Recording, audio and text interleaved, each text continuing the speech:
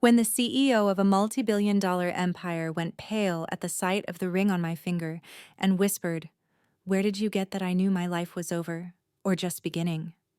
Minutes earlier, in that same Riverside and Cole conference room, Madison Hale had called it a thrift store tragedy while the whole team laughed.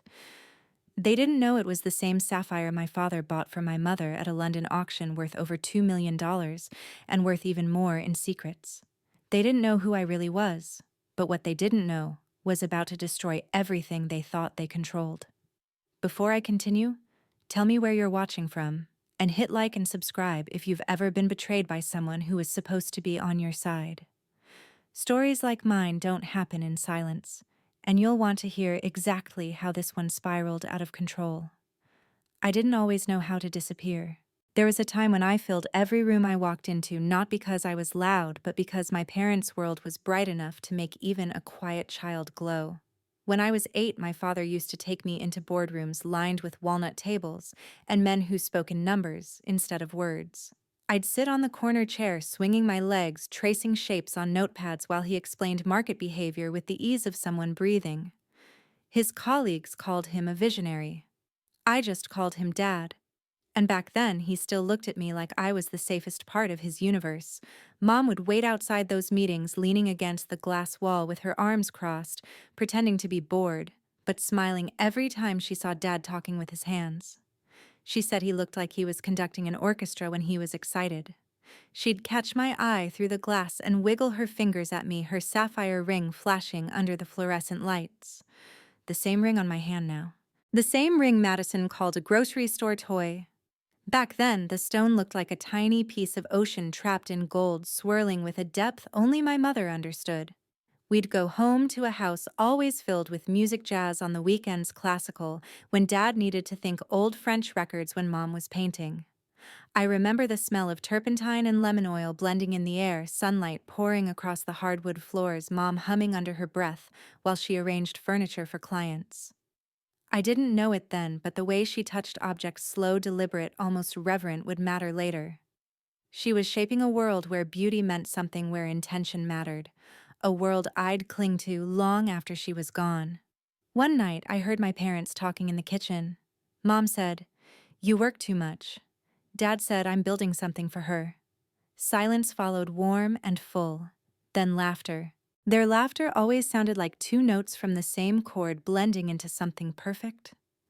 I fell asleep that night thinking nothing in the world could go wrong when two people loved each other that fully. I was wrong, of course, but children always are.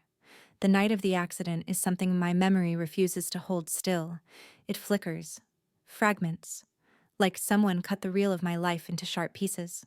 I remember the rain, first thick slanted sheets smacking the windshield, wipers struggling, Mom's hand reaching over to brush my hair behind my ear, my own voice asking if we could pick up hot chocolate on the way home. She smiled. "Of course, sweetheart." Then a skid, a scream, metal twisting, light exploding. The world spun, and my seatbelt dug so hard into my chest I couldn't breathe. When everything finally stopped, the only sound I heard was the patter of rain on broken glass.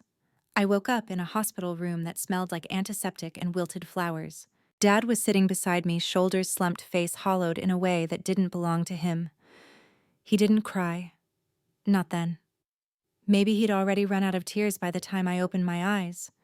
They told me Mom died instantly. I didn't believe it. For weeks I expected her to walk through the door with a paintbrush in her hair, scolding Dad for letting me skip breakfast. But she didn't, and the house, our bright musical house, turned into something empty. Dusty corners, closed curtains. Dad shut himself inside his study for hours, sometimes days.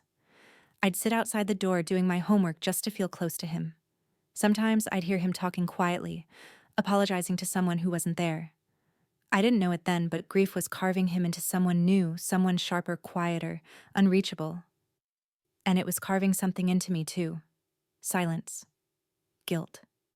A feeling that maybe if I hadn't asked for hot chocolate, we would have taken a different road, a different turn, a different fate. When I turned 18, Dad called me into his study. The air smelled like old books and whiskey. He looked older than the man I grew up with. His hair had more gray, and his shoulders carried something invisible but crushing.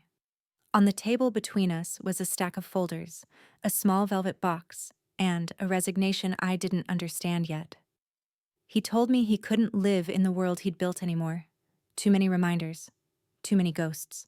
He was stepping back from everything: his company, his legacy, his life in public. Then he pushed the velvet box toward me. Inside was Mom's ring. The sapphire looked darker than I remembered, like it carried the storm that took her. He said, "This is yours now. But Lena, listen to me. You need to build something that belongs to you, not to me." His voice cracked once barely. "Change your name. Don't tell anyone who you are. Don't use my resources. Don't let anyone compare you to me. Promise me you'll make your own way."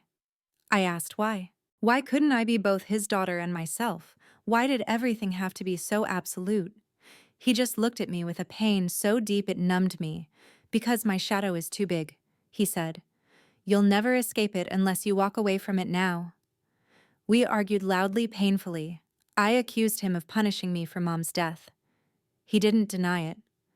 Maybe he couldn't.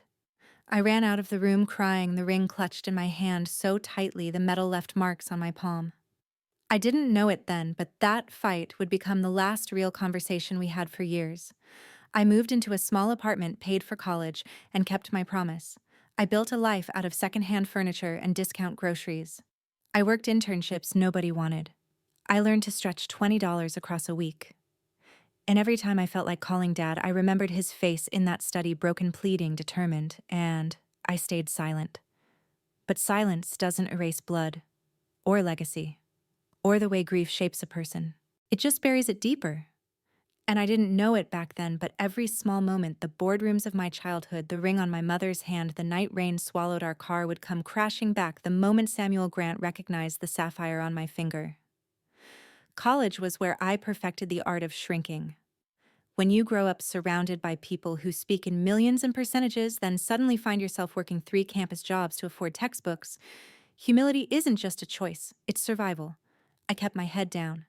I didn't go to parties. I didn't date. I didn't tell anyone my father once shaped markets with a single sentence. I learned to live inside my silence, molding myself into someone unremarkable. And yet numbers, my old companions, never abandoned me. They made sense when nothing else did. They didn't ask who I was or what I'd lost. They didn't care about grief. They simply were. The truth is, every spreadsheet I mastered, every model I built was a rebellion. A quiet, stubborn rebellion against the idea that I needed my father's name to be good at something. Finals came and went. Job fairs came and went. Recruiters barely looked at me twice. Cheap clothes, no pedigree, no family name to attach to their reports. I could have changed that with one confession.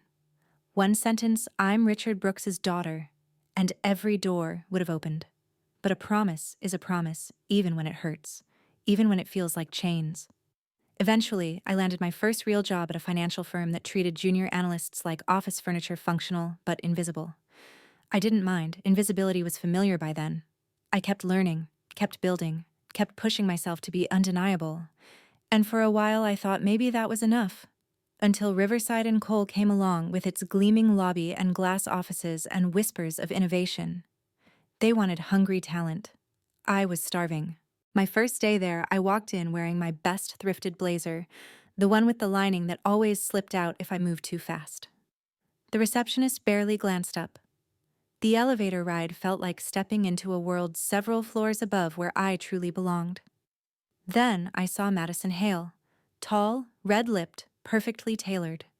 The kind of woman who smelled like expensive perfume and unearned confidence. She turned as I passed her, her eyes scanning me like I was an insect on her windshield. She said "New." I nodded. She smiled, without warmth. "Cute.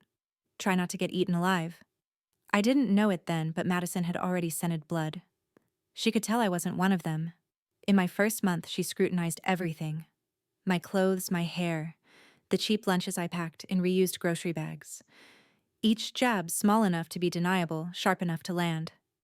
"Oh," she'd say, eyeing my shoes, "that's practical." Or leaning over my desk, "You know, you'd blend in better if you tried a little harder." She said it like generosity, but her friends Olivia, Marcy, 2 others whose names I never bothered learning, laughed behind their manicured hands. I swallowed it. Because I needed the job. Because I was tired. because disappearing was easier than fighting. Then came the day she noticed my ring. The sapphire glinted under the office lights and her gaze locked onto it like a hawk spotting prey. "Vintage?" she asked, tilting her head. "No offense, but it looks sentimental." I knew that tone. It was the same one kids used in school when they saw my off-brand sneakers. I said nothing, sliding my hand under the desk. I didn't know it then, but this was the first crack, the place where everything would later explode. Months passed. Madison stole credit. Charles Hale pretended to mentor me while using my work to make Madison look brilliant. Kelly tried to hype me up, telling me my models were the best in the department, that I deserved more. I never believed her. Or maybe I didn't let myself. Confidence was a luxury I hadn't been able to afford for a long time. One night, during a rare lull, Kelly brought Thai takeout to my cubicle. "You ever gonna tell me why you wear that ring every day?" she asked, slurping noodles. I froze. I wasn't used to people noticing things about me really noticing. "It was my mom's," I said quietly. Kelly reached out, touched my wrist. "It's pretty, old, probably worth something." I laughed, a short, bitter sound. Not to anyone but me. She didn't push further. That was one thing I loved about Kelly, she knew when to stop. What I didn't know was that the next week, when she saw me working on a model far more complex than our team typically handled, curiosity would push her to do something reckless. She snapped a screenshot. A tiny click I never heard. She sent it to a friend in venture capital, asking, "Is this good, or am I biased because I like her?" She didn't expect her friend to forward it. She didn't expect that friend to have ties to Grant Tech. And neither of us could have predicted that the CEO himself, Samuel Grant, would see the model and wonder briefly who the hell L. Brooks was. I didn't know any of that then. I just kept working, kept surviving, kept shrinking. Flashbacks come in strange ways. Sometimes they arrive as fully formed memories. Sometimes they're just colors or smells. For me, it was always rain that brought the past back. Rain on glass, rain on asphalt, rain hammering against the bus window as I rode home after late nights. Every raindrop carried the echo of that night, my mother's voice, my father's silence. One evening, after Madison told the entire team that some people don't have the face or the wardrobe for client work, I went home and sat in the dark. I looked at the ring, turning it in the dim light of my lamp. The gold was warm against my skin, the stone deep blue like a bruise. I whispered, "I'm trying, Mom." And it felt like a confession. Or a lie. Because the truth was, I wasn't trying for myself. I was trying for a promise made in a room that smelled like whiskey and grief. A promise that had shaped every choice I'd made. I didn't know it then, not fully, but every moment of smallness, every night spent fixing someone else's mistakes, every humiliation I swallowed, for the sake of staying hidden. All of it was building toward the morning when Samuel Grant would walk past my cubicle, see the sapphire flash, and stop breathing. And when he asked, "Who is your father?" the walls of my careful, quiet life would crack open. If there's one thing I've learned about cruelty, it's that it rarely arrives as a single event. It comes in waves. Slow, steady, relentless. Each one just small enough that you tell yourself it's not worth reacting to, not worth the risk, not worth the noise. But over time, the tide rises, and before you know it, you're drowning in something you should have fought long ago. My drowning began quietly. The first real incident at Riverside and Cole happened 3 months into the job. I had just finished a risk analysis worksheet for a mid-tier tech client, something tedious that everyone hated doing, but something I was genuinely good at. Numbers calm me. Formulas make sense when people don't. I turned in my draft to Madison Protocol and expected maybe a nod or a dry "looks fine." Instead, I watched her scroll through my spreadsheet, eyes unblinking, jaw tight. "This is a lot," she finally said. "Too much?" I asked. Her lips curved. "No, too good." Before I could understand what that meant, she clicked her trackpad twice, dragged my name out of the header, and typed in her own. I blinked. "Madison." She didn't even look at me. "Don't take it personally, Lena. Juniors don't need credit. They need exposure." Exposure. That word burned. Like a spotlight someone else gets to shine while you're pushed deeper into the dark. Later that day, I overheard her talking to Charles in his office. The door was open just a crack. "Brilliant work," he said. "I'm impressed." Madison giggled, a light practice sound. "Just something I put together last night." I stood in the hallway, gripping a folder so tightly it creased under my fingers. Every part of me wanted to storm and say something, reclaim what was mine, but I didn't. Because I knew exactly what would happen. Charles would smile politely. Madison would arch a brow. I'd be labeled difficult, and difficult people don't survive in places like this. I swallowed it. The humiliation carved deeper than I thought. But it didn't stop there. Cruelty rarely does. The next wave came during a Monday morning meeting. Madison had assigned me to help her prepare a pitch for a retail client looking to reposition themselves in a competitive market. I built a full model over the weekend: customer spend patterns, seasonal projections, supply chain volatility, all of it clean and airtight. The meeting began with Charles asking, "So what are we presenting?" Madison flipped her hair over one shoulder. "Well, the idea came to me Saturday night." I stared at her. Saturday night, she was at a rooftop bar posting stories of champagne pyramids and glitter dresses. She clicked the slide. My work, my formulas. Except this time, she hadn't even bothered removing my initials buried in the sheet metadata. I felt my face heat. My pulse climbed into my throat. I just waited for anyone to notice, to ask, to give me a chance. No one did. When the meeting ended, Kelly caught my arm. "Say something," she whispered fiercely. "Literally, anything." "I can't." "Why?" "Because I had a promise, not just to my father, but to myself. A promise that I'd build my life on merit, not on conflict or connection or name-dropping. Because speaking up felt like ripping open a door I'd spent years bolting shut. Because silence felt safer, even when it hurt. 2 weeks later, Madison escalated. It was a normal Thursday. Gray skies, weak coffee, exhaustion staining everyone's faces. As usual, I arrived early, hoping to get an hour of quiet before the chaos. I was halfway through refining a model when I heard laughter sharp echoing through the hall. Madison swept in with her entourage, heels clicking like a metronome of menace. "Lena," she said, drawing out my name like it tasted bad.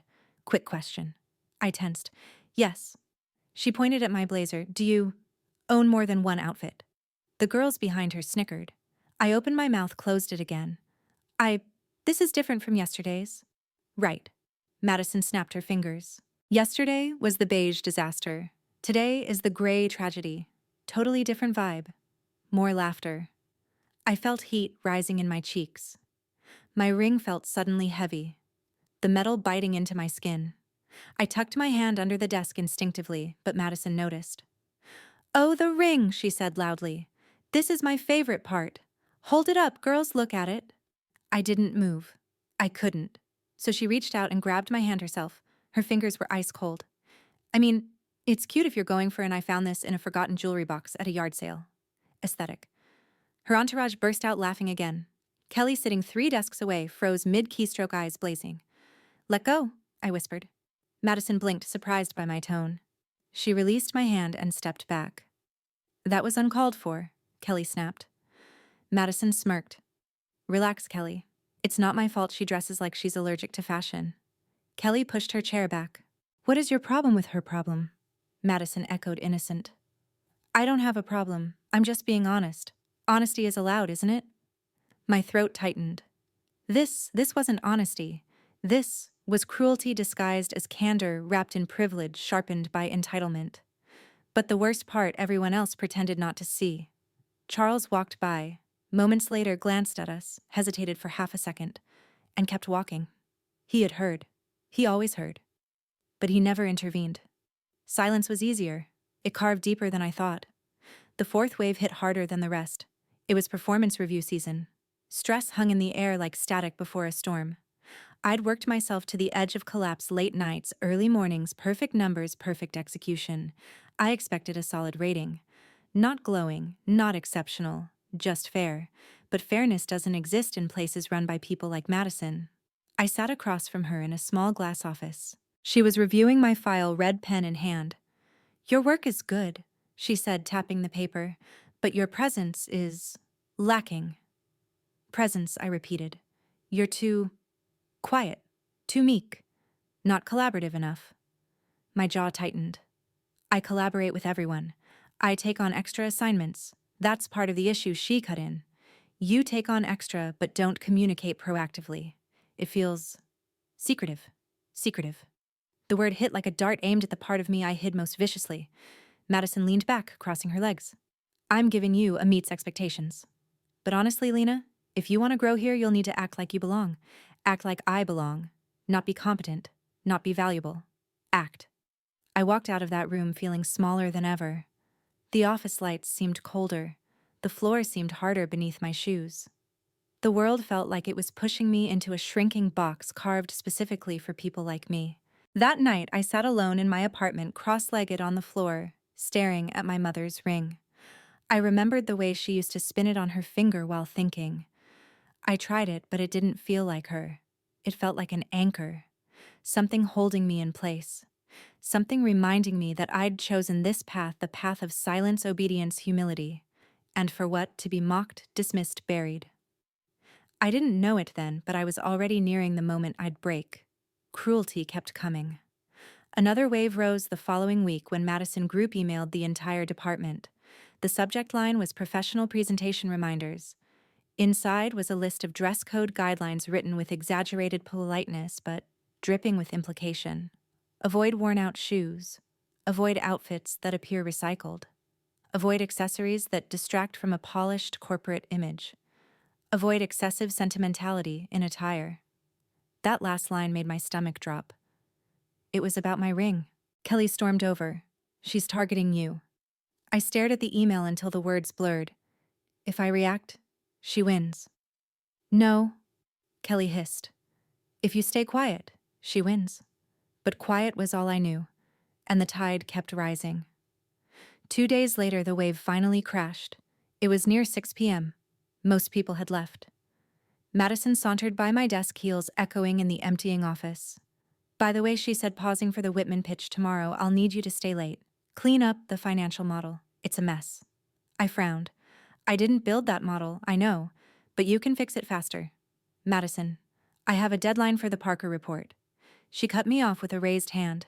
Lena, if you want to stay employed, I suggest you prioritize what I tell you to. Her words were soft, but the threat underneath was razor sharp.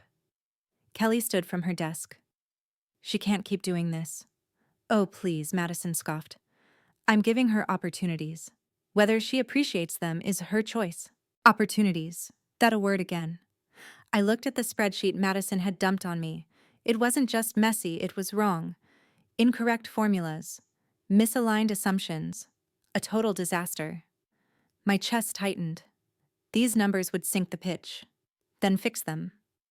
I don't have enough time, I protested. Her smile chilled the air. Then I guess we'll find out tomorrow if you're as good as everyone says. Everyone, meaning no one. No one said anything. No one noticed. No one cared. I stayed until almost midnight fixing a model that wasn't mine. Not because I wanted to save Madison, but because if our pitch failed, the fallout wouldn't land on her. It would land on our whole team. On me. On Kelly. On people who didn't deserve it. The fluorescents above buzzed like insects. My eyes burned. My shoulders ached. By the time I closed my laptop, every nerve in my body felt frayed. I rode the bus home in silence, forehead pressed to the cool window, watching the city blur into streaks of light. Rain tapped against the glass, soft at first, then harder. A storm rolling in. Always the rain. Always the memories. Always the feeling that I was trapped in the same night that took everything from me. I didn't know it then, but that storm would be nothing compared to the one coming. And it would hit the very next morning. I woke the next morning with a migraine throbbing behind my eyes, the kind that comes from too much screen time, too little sleep, and too many pieces of yourself chipped away. My alarm felt like a hammer. My apartment felt too small. My chest felt tight with the familiar dread that came with walking back into that polished battlefield they called an office. Still I went, because people like me always go. We keep our heads down. We keep our promises. We keep moving even when everything inside us is screaming to stop. The sky outside was heavy with clouds the color of bruised steel. I mentally added that to the growing list of omens I'd been collecting since starting at Riverside and Cole. Elevator to the 17th floor. Hallway smelling faintly of burnt coffee and cologne. Fake smiles. Clicking heels. Everything exactly the same except for the knowledge that today, we were presenting the Whitman pitch using the model I'd rebuilt overnight. Kelly met me at my desk with 2 coffees, one for her, one for me. She handed mine over without a word, studying my face, like she could see the cracks forming beneath the surface. "You okay?" she asked. "I'm fine. You look like you spent all night fighting demons." I forced a smile. I was. Excel demons. She snorted, but her concern didn't fade. "If Madison tries anything today, I swear I'll Kelly." "What, don't get yourself fired for me?" Her jaw tightened. "Maybe someone needs to get fired around here, and it shouldn't be you." Before I could answer, Madison walked in. Perfect hair, perfect lipstick, perfectly cruel eyes. She didn't look at me. She looked through me like I was part of the office furniture. The meeting started at 9. Madison delivered the pitch with flawless confidence. My numbers, my insights, my architecture beneath her rehearsed charm. She didn't stumble once. Not because she was brilliant, but because I had made the work brilliant for her. The partners nodded approvingly. Charles Hale leaned back in satisfaction. Madison smiled like she'd invented gravity. And I sat there invisible, pretending it didn't feel like I was being slowly erased from my own life. After the meeting, Charles pulled Madison aside. The glass walls of the conference room meant their conversation was visible even if muffled. Kelly elbowed me gently. "He's praising her," she muttered. I knew. He's literally telling her she carried the team. I knew that too. Madison turned slightly, her gaze landing on me with a triumphant glint. Like victory tasted sweet, and humiliation tasted sweeter. That afternoon brought yet another one that nearly knocked me under. An email. CC'd to the entire department. Subject: maintaining professional standards. Madison's words, of course, wrapped in HR-friendly phrasing but sharpened into a blade. As representatives of Riverside and Cole, our appearance reflects our brand. Please ensure that attire and accessories meet the level of professionalism expected in client-facing environments. Accessories. She meant the ring. She meant my mother. She meant the only piece of my life before grief that I still held onto. My vision blurred as I read the email again and again. The ring suddenly felt like fire on my hand. I curled my fingers into a fist. Kelly marched to Madison's desk. "Are you kidding me?" Madison blinked at her with wide, innocent eyes. "Something wrong?" "You know exactly what you're doing," Kelly Charles called sharply from his office doorway. "A word." Kelly froze. I shook my head at her, pleading silently. She exhaled, swallowed her anger, and walked away. Later, she returned to her desk looking furious and defeated. "He said I was being unprofessional," she muttered. "He said you're sensitive, and that I need to stop enabling conflict." I laughed, quiet, bitter. Of course he did. The day dragged on. The office felt colder. My skin felt thinner. Every sound seemed too loud, keyboards clicking, printers humming, someone's laughter too sharp in the distance. I worked until my eyes went blurry, not because I needed to, but because stopping meant thinking, and thinking meant breaking. At 3 p.m., Madison walked past my cubicle with Olivia and Marcy flanking her like glittering guard dogs. "I'm just saying," Madison said loudly, "if someone can't afford to dress the part, maybe they're in the wrong industry. Consulting isn't charity." Olivia tossed her hair. Maybe she could try retail. I kept typing, pretending I didn't hear, pretending it didn't hurt, pretending I hadn't heard versions of that line my entire life, from kids, from relatives, from professors, from people who thought quiet meant weak. Madison paused at my desk. "You agree, don't you, Lena?" I looked up slowly. "About what?" "That some people simply don't fit here." My throat tightened. My heart pounded so loudly it felt like the whole office could hear it. "I'm just doing my job," I whispered. Madison's smile stretched cold and thin. "Then try harder." That was the moment something inside me cracked, not enough to shatter, not yet, but enough to expose the first fracture. The second came the next morning. I arrived early again. Dawn barely rising. The office empty. Or so I thought. As I turned the corner, I saw Charles at Madison's desk. They weren't talking like boss and employee. They were talking like father and daughter conspiring over a scheme they both benefited from. "You're set for the Grant Tech pitch," Charles said. "You present, you lead. This is your chance." Madison beamed. And Lena Charles lowered his voice, but I still heard every word. "She's a great analyst, but analysts don't close deals. She's not leadership material." My chest constricted, my nails dug into my palms. Leadership material. As if leadership meant cruelty. As if collaboration meant invisibility. As if competence meant nothing beside cosmetics. I backed away before they saw me, heart-pounding, breath-tight, vision stinging. I sat at my desk, staring at the wall, feeling something dark gather inside me, something heavy, unfamiliar. It wasn't anger. Not exactly. It was recognition. The slow dawning understanding that I had been small for so long that everyone believed smallness was all I had to offer. The third fracture came later that week in the restroom. I stood in front of the mirror, staring at my reflection. My hair looked flat. My blazer was wrinkled. My eyes were ringed with exhaustion. I barely recognized myself, not because I'd changed, but because I'd finally stopped pretending the change was temporary. Kelly pushed the door open. She held out a coffee, a real one, not the stale break room kind. "Here," she said softly. "I'm fine," I muttered. "No, you're not. And that's okay." The kindness made everything worse. My chest collapsed. Tears blurred my vision. I leaned on the sink, shoulders shaking. Kelly touched my back. "You have to tell HR. Or tell Charles. Or tell someone." "I can't," I whispered. "Why?" "Because telling someone meant opening the door to the truth about my father. Because I had built my life on silence, and speaking up meant tearing down everything I'd spent years protecting. Because once the truth came out, nothing would ever go back to the way it was." I couldn't explain any of that, so I said the only thing I could. "Some battles aren't worth fighting." Kelly stepped in front of me, eyes fierce. "This one is." Before I could answer, the bathroom door opened. Madison walked in, saw my red eyes, saw Kelly's glare, and smiled, a slow, wicked smile. "You know," she said casually, washing her hands, "crying at work is not a great look. People might think you're overwhelmed." Kelly snapped, "You're unbelievable." Madison dried her hands and looked at herself in the mirror, just speaking the truth. She glanced at me with false sympathy. "Don't worry, Lena. Not everyone is built for this world." That was the fourth fracture, the one that reached bone. The fifth came the following week, the one that would push me to the edge of breaking. We were preparing for the Grant Tech pitch, the biggest opportunity the company had seen in years. Numbers flying, deadlines tightening, pressure rising like steam in a locked room. Madison was frantic in the way privileged people get frantic, loud, dramatic, but never actually accountable. The financial model for the pitch was a disaster.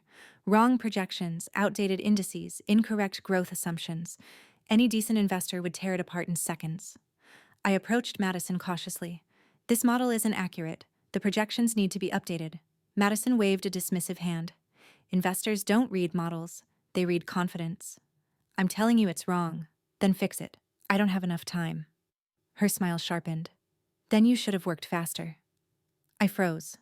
I wasn't assigned to this until today. She leaned in, voice cool and venomous. "If you want to stay on this team, Lena, you'll do what needs to be done." Threat, clear as crystal. Kelly stood up.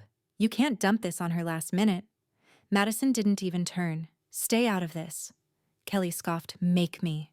Charles appeared, then summoned by tension like a shark to blood. "What's happening?" Madison turned sweet. "Nothing. Lena's just overwhelmed again. It happens." His eyes skimmed over my face, red from lack of sleep, ring still on my hand, shoulders hunched in defeat, and he nodded like he understood something deep about me. He didn't. But his misunderstanding cut just as sharply. I stayed until nearly 11 p.m. that night, fixing a model that should never have reached my desk. The office emptied out. The lights buzzed softly overhead. The city outside glowed through the windows, alive and indifferent.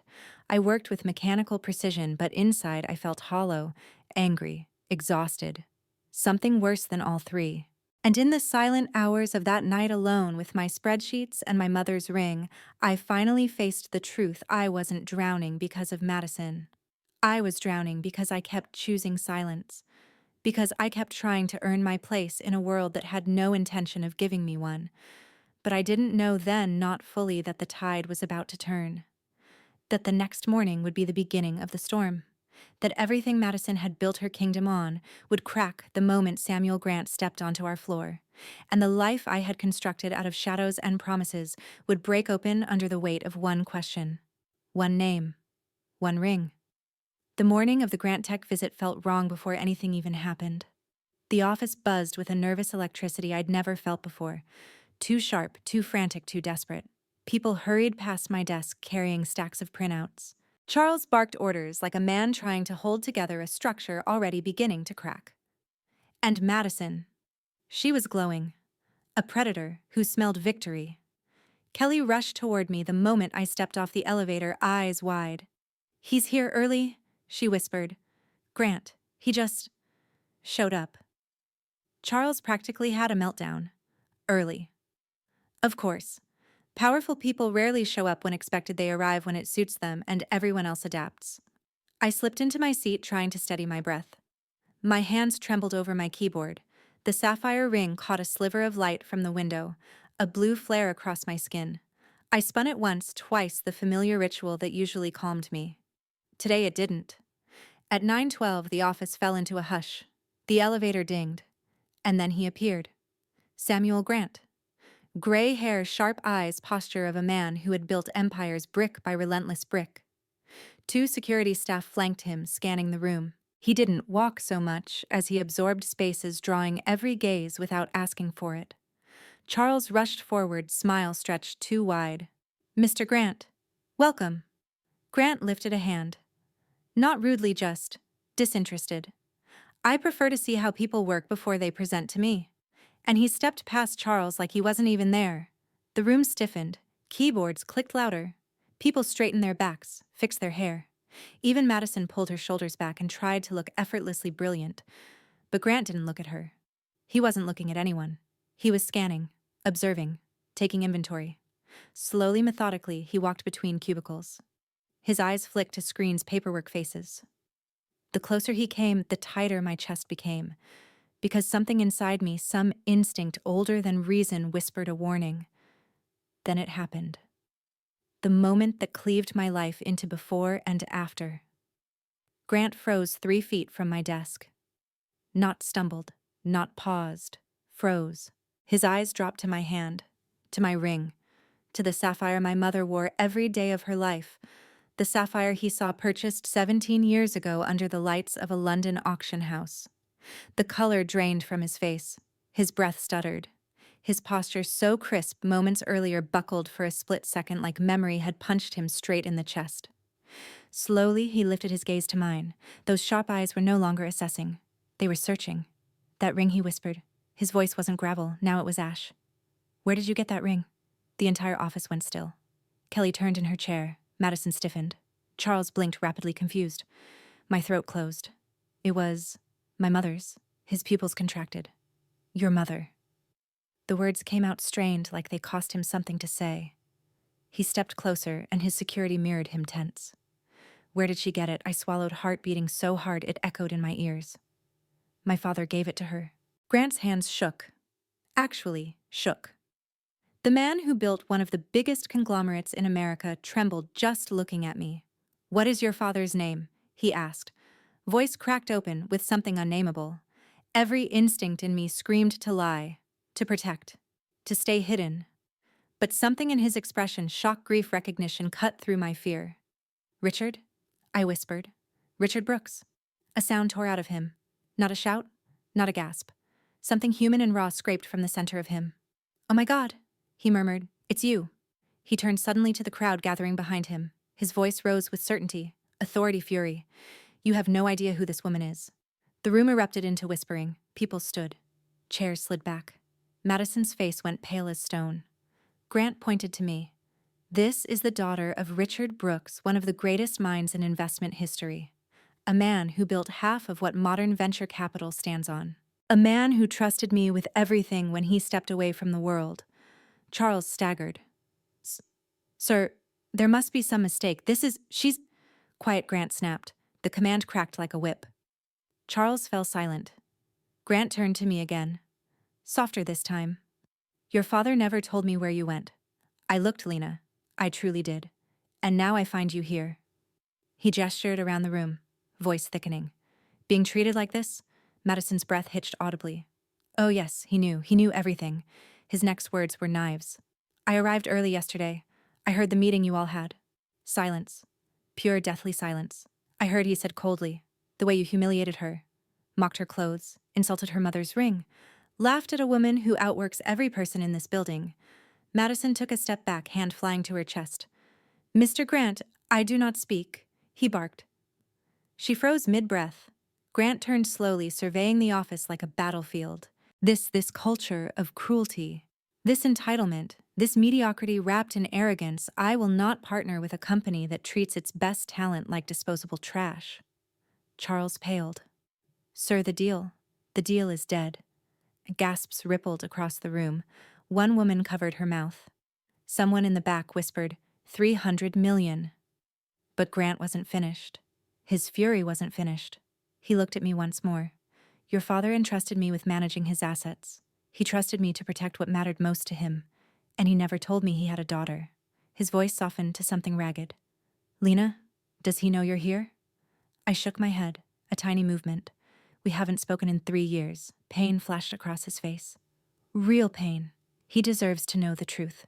He deserves to know what you've endured. He pulled out his phone and dialed. Right there in front of everyone. My breath stopped. The room held its breath too. Richard, he said when the line connected. I found her. My knees almost gave out. A beat of silence. Then my father's voice. Older, rougher, but unmistakable.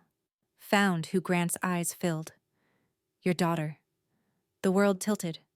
My vision blurred. My pulse hammered against my ribs.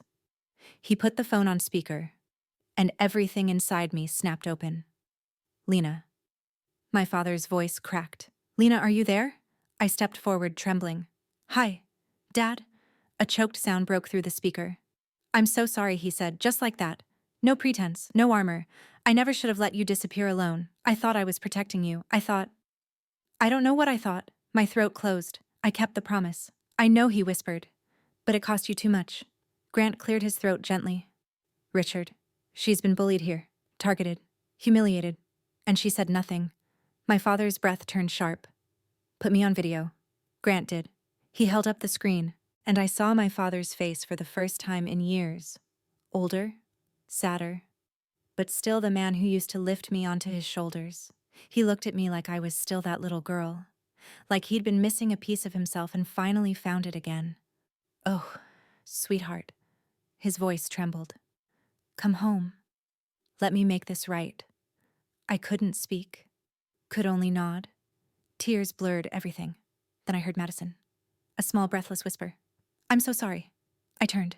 She looked shattered, makeup smudged, confidence gone. I didn't know, she whispered. If I had, you would have treated me better, I asked quietly. She flinched, because we both knew the answer. Grant stepped forward again, cold fury restored. You should know, he told her, that every major executive in this city will hear about this. You didn't just humiliate a colleague, you humiliated the daughter of one of the most respected men in finance. Your reputation will follow you for years. Madison swayed like she might faint. Charles spoke up weakly. Mr. Grant, surely we can salvage numbed one word, sharp as steel. No partnership, no contract, and I strongly recommend the board reevaluate your leadership. Charles's face collapsed. Someone in HR began crying. Someone else whispered, we're done. But all I could hear was my father's voice through the speaker. He whispered, Lena, I'm coming to you tonight. Grant lowered the phone, giving me a moment of privacy in a room full of people who suddenly realized how small they really were. He put a hand on my shoulder. Your father is proud of you, he said quietly. He always has been, even when he didn't know how to show it. The office around us felt unreal, silent, frozen. Madison sank into a chair, staring at nothing. Charles staggered into his office, already preparing for the fallout. And I stood in the center of it all, breathing for the first time in years. Not hidden, not erased, not invisible, seen. The life I'd carved out of ashes and silence was gone, now cracked open, exposed to the world. But something new, something terrifying and freeing had taken its place. I didn't know yet what revenge looked like. I didn't know yet what power felt like. But I knew this. Everything they used to break me would become the weapon that rebuilt me. The hours after the implosion felt unreal, like the world was moving underwater, and I was the only one breathing air. Word spread through the office faster than any memo ever had, people whispering my name in disbelief, others pretending they'd always known I was different, a few staring at me like I'd suddenly grown a crown. I didn't want any of it. Not the stares, not the whispers, not the sudden shift from invisibility to awe. Kelly stayed close, hovering protectively like she expected someone to throw a punch. Maybe she wasn't wrong. Envy has sharp teeth. We packed my things slowly, mostly because I kept pausing to breathe. Every drawer I emptied felt like peeling away another piece of the life I had built here. The quiet, the anonymity, the smallness I had once mistaken for safety. You okay? Kelly finally asked. No, I said honestly, but I think I will be. She nodded, then lowered her voice. There's something I need to tell you, before this gets bigger. My stomach tightened. What? She hesitated, rare for her. Remember that model you built a few months ago? The one you said was too advanced for this team? Yes, I sent it to someone. I blinked at her. What I didn't tell you, because I knew you'd freak out. But Lena, you're brilliant. And watching you get buried here, it made me sick. So I forwarded it to a friend at a fund, just to show them what you could do. My pulse quickened. Kelly, I thought maybe someone out there would see you. The real you. She bit her lip. My friend forwarded it to someone at Grant Tech. I didn't know it would ever reach Samuel Grant. I swear, You wanted to help me. I finished for her. She nodded, eyes shiny. Yeah, I did. For a long moment, I couldn't speak. The information hit me somewhere deep, unlocking something tangled inside me. For years, I'd believed that invisibility was my shield, that staying small kept me safe. But someone had seen me anyway. Someone had believed in me more than I'd ever believed in myself. I reached out and squeezed her hand. Thank you. Relief washed across her face. I was terrified you'd be mad. I'm not mad. For the first time in years, I felt light. Kelly, you saved me. We hugged, brief, but real. The kind of hug that anchors you after a storm. When we walked back into the open office to leave, the atmosphere had shifted again. Some eyes were apologetic. Others were calculating. A few were afraid of what I was, of what I represented, of the fallout still unfolding. Madison sat at her desk motionless, a cardboard box beside her. Her mascara had smudged into smoky shadows under her eyes. She didn't look at anyone, but she did look up when I passed her. For a moment, just a heartbeat, our eyes met. She opened her mouth, but no words came out. Maybe she wanted to apologize. Maybe she wanted to explain. Maybe she wanted to beg. But none of it mattered. Not anymore. I didn't gloat. I didn't glare. I didn't smile. I simply said, "Goodbye, Madison." Her face crumpled, not dramatically, not theatrically, just quietly, because she knew. She knew she had spent years building her identity on the wrong foundation, and it had finally collapsed under her. When Kelly and I stepped outside, the city air hit me like a shock. Cool, sharp, alive. I breathed it in. It tasted like something new, something possible. Grant's driver waited by the curb, sleek black car, tinted windows. As we approached, the driver dipped his head. "Miss Brooks," he said respectfully. "Mr. Grant asked me to bring you to the hotel when you're ready." Kelly whistled under her breath. "Okay, wow. This is your life now?" I laughed softly. "I guess so." She hugged me again. "Call me later, or I'll hunt you down. I will. I promise." The car ride felt surreal, like stepping through a portal into a world I'd left behind years ago. The city passed by in ribbons of gold and steel. I stared down at my ring, letting the sapphire catch the fading sunlight. For the first time, the weight of it didn't feel like pressure. It felt like history, legacy, power. The car pulled up to the hotel, a quiet, elegant place overlooking the water. Grant was waiting outside, hands in his coat pockets, posture tense but expectant. When I stepped out, he gave me a small smile.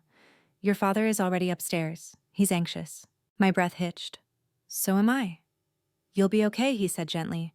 "You two have a great deal to talk about, a great deal to repair. But I think he's ready to try." I nodded, throat too tight for words. Grant hesitated, then added, "Before you go up, there's something else." He reached into his coat and pulled out a thin leather folder. "This is a proposal for your future." My future. Yes, Grant Tech could use someone like you. Someone who sees what others miss. Someone who doesn't just understand numbers, but understands people. He paused. "Or if you prefer, I will personally back you in starting your own firm. One built on the values you never compromised, even when everyone around you did." My breath caught. "You'd do that?" He nodded. "For Richard's daughter. And for you." I opened the folder briefly, a flash of potential, of power, of doors I never thought I'd touch. "They thought they had destroyed you," Grant said quietly. But they only exposed what they were too blind to see. The elevator chimed behind me. My heart pounded. My future, whatever it would become, waited above. I closed the folder and met Grant's steady gaze. "Thank you," I said. He bowed his head slightly. "Choose what feels right, Lena, not what feels safe." As I stepped into the elevator, the doors sliding shut, I felt a strange calm settle over me. A sense that the world was shifting under my feet, not collapsing, but realigning. They thought I was small. They thought I was weak. They thought I was no one. But what they didn't know was I had only ever played small, because I believed that was the price of keeping my promise. Now the promise was broken open. Now the world saw me. Now I had a choice. And for the first time in my life, I wasn't afraid of choosing power. If you've ever felt invisible, overlooked, or treated like you didn't belong, remember this: your story isn't finished. Not even close. What happened to me at Riverside and Cole was only the beginning, and what comes next will be written on my terms, not theirs. So if any part of my journey hits something inside you, hit subscribe, stay with me, and share your story too. No one rises alone, and this isn't where mine ends. Not by a long shot. The people who tried to break me have no idea what's coming next.